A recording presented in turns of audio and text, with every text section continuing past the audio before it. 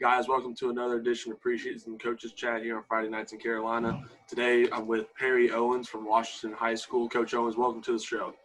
Man, appreciate you having me. Anytime we can talk about football in 2020 is a good thing. Absolutely, Coach. You know, we've been really excited to finally say and get some hopes up that we have a season coming up. Yes. So, Coach, I want to say, of course, congratulations about last year. You were fully named you were named the interim head coach last year, but this year you were named the official fully head coach for your first full year. Talk about that transitioning from it's not like a new transition. This is your fourth year on the staff, but your first 4 years as a head coach. Talk about that process.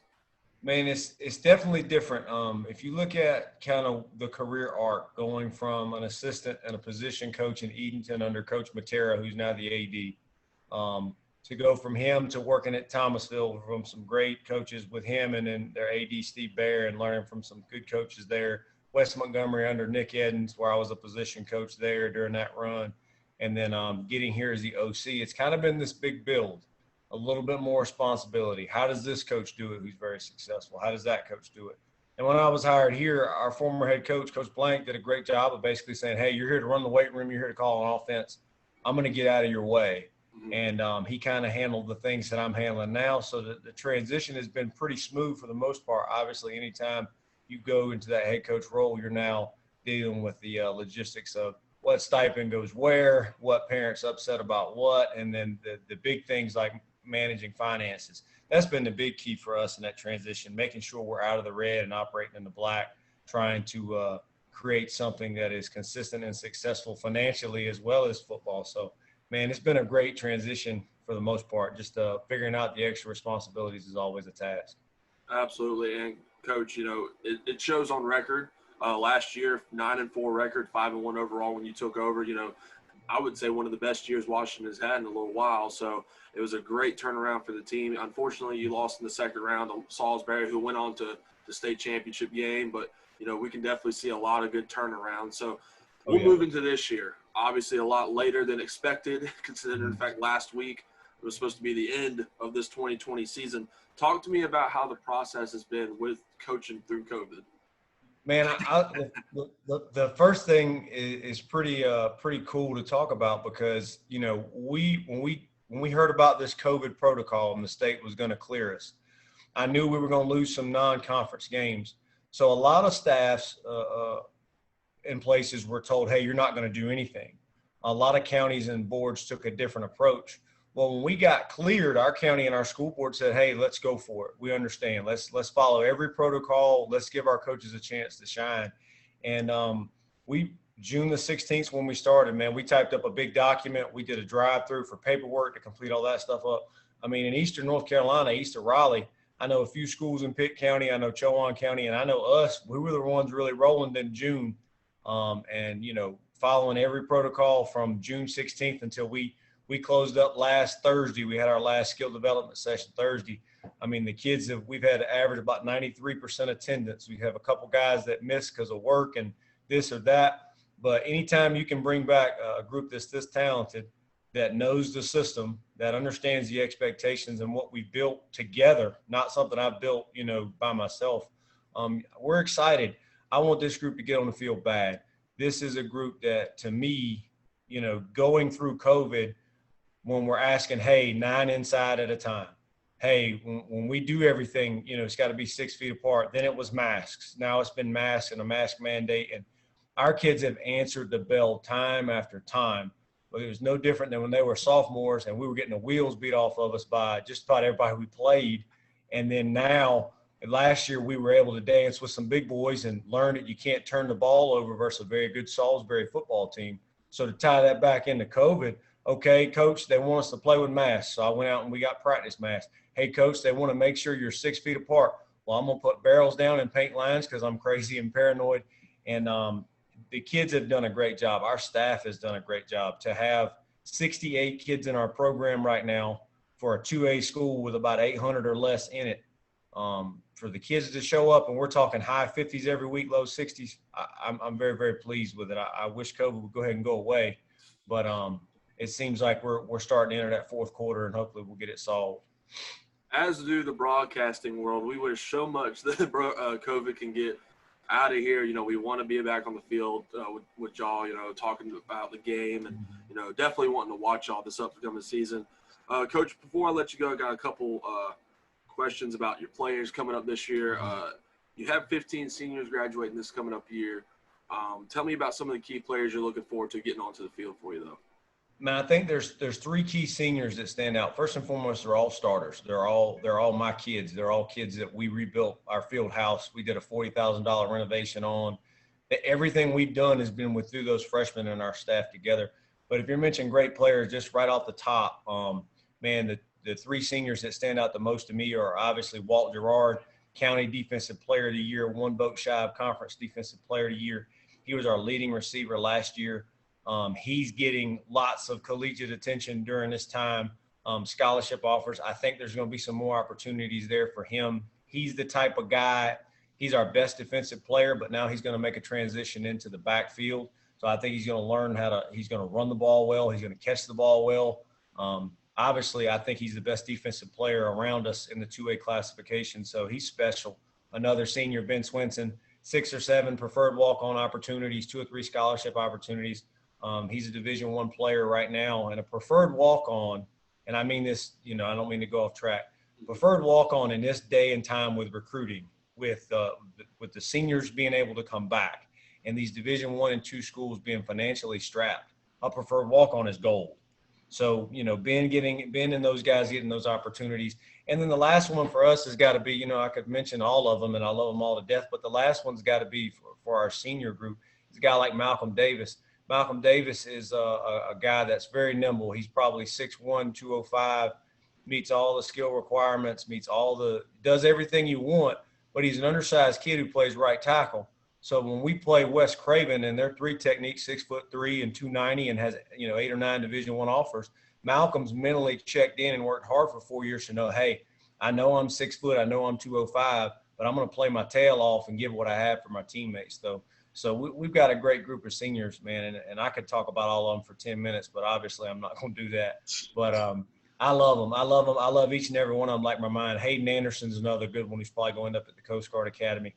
4-year starter for us at safety. Just some really good players. Robert Pollock, a 4-year starter on the offensive line. This group of seniors was with us at the very beginning. Now they've got that chance to punch in. Now and it's kind of, you talk about COVID and how it's affected us. Our kids wanted a piece of our non-conference opponents, and we're only going to get one because we're in an odd-numbered league. But our kids wanted a piece of some of the teams that we had taken to the wire. You got to think, some of our non-conference opponents we've lost by less than a touchdown to, and they've got twice the students. Some of our non-conference opponents that we used to play have state championship rings on both hands, right? They've got enough to get 6 or 7. And we get in the red zone 9 times in 2 years and can't finish against one of the best teams in the state. So our seniors wanted that opportunity to finish. So for all the positives that we're going to get in the spring season, there is those negatives and opportunities. I tell our kids all the time, there's going to be no 1,000-yard rusher this year unless we're in the 3rd round. There's going to be no 2,000-yard passer. There's going to be no 150 tackles. It's going to be about a group of guys realizing we're going to go for the win. We're going to try to build that consistent winner that Washington desperately needs. And Coach Sawyer had for a large part of his career here in the mid to late 2010s. How do you say 2010s? Are we that old now? Is it the 2010 decade? Like you just say 90s. Yeah, just say right. 10s. Yeah. But now that I love that group. They've been busting their tail. We just want a shot to prove we belong with the elites in 2A, like your Salisburys, like your North Davisons, like Southwest Edgecombe. We feel like we can be in that category, especially with this being the last year of subdivide. Absolutely. And you mentioned the last year of that. Real quick, I'm going to have a 2-parter question for you here for the last questions. You mentioned your 9 scheduled games this year, one of them being non-conference. Tell me what your favorite matchup is going to be this upcoming year, and also quick thoughts about the new alignment for next year coming up.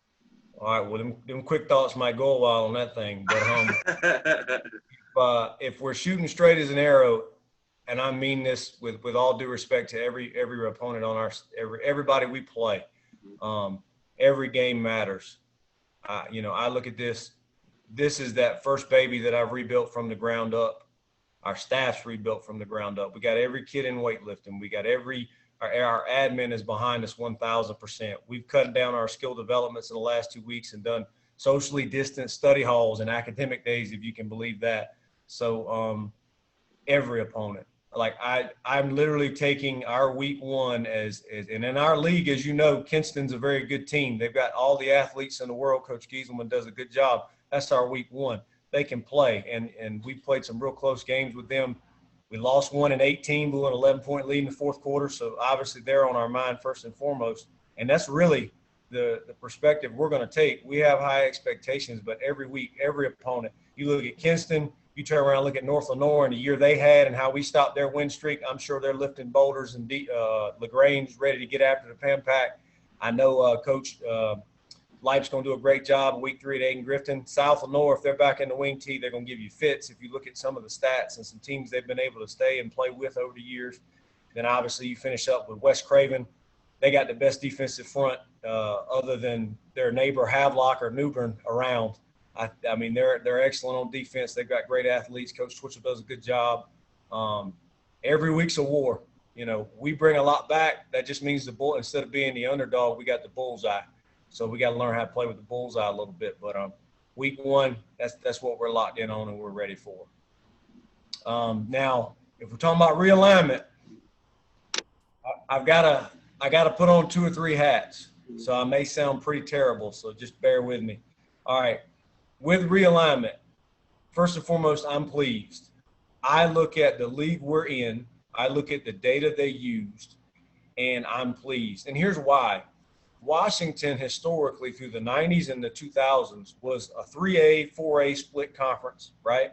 And they were in some leagues. I mean, Coach Sawyer won 8 or 9 games every other year in a league with Newbern and Havelock. I mean, we're talking Chip Williams, Newbern. We're talking Jim Bob Bryan at Havelock. We're talking he played a schedule, J.H. Rose during the run with Greg Thomas. They played a schedule that fit them because those schools were 30 minutes away, and we had 1,000 kids or 1,200 kids. Well, now Washington, you know, our ADM that was used for realignment's 860. I bet you a case of Diet Mountain Dew, we ain't got 800. You know what I mean? So I'm looking at it going, all right, we need to be in a 2A conference. So the 2A schools we play, I'm thrilled for. It's a great fit. They're great gates. Now, having coached 1A for a short stint in my career, I understand where 1A's in these split leagues, like in our league on paper right now, draft 1 is north side and south side. I completely understand that for 1A schools, this is a concern, and some schools are going to appeal, and they should. So I hope it works out to where realignment can continue to be good with us in draft 2, but more importantly, hear the reasonings from our smaller schools about, hey, this may not be a good fit. Like, respectfully, I know Washington and Southside will be a great gate. It will be a great fan draw. Traditionally, Southside has been great since Dwayne Kellum and now under Coach Caro. But he has 400 students to draw from and field a team with. I have 800. So I want to kind of be the coach that understands both sides, because if I put my head coach cap back on, our non-conference opponents are going to change moving forward after COVID goes away, because I can't justify, if I'm an 800-person school, I can't justify to my coaching staff, my kids, or my community, hey, let's go play a school with 2,200 because we used to play them. Well, they've got twice the population to draw from.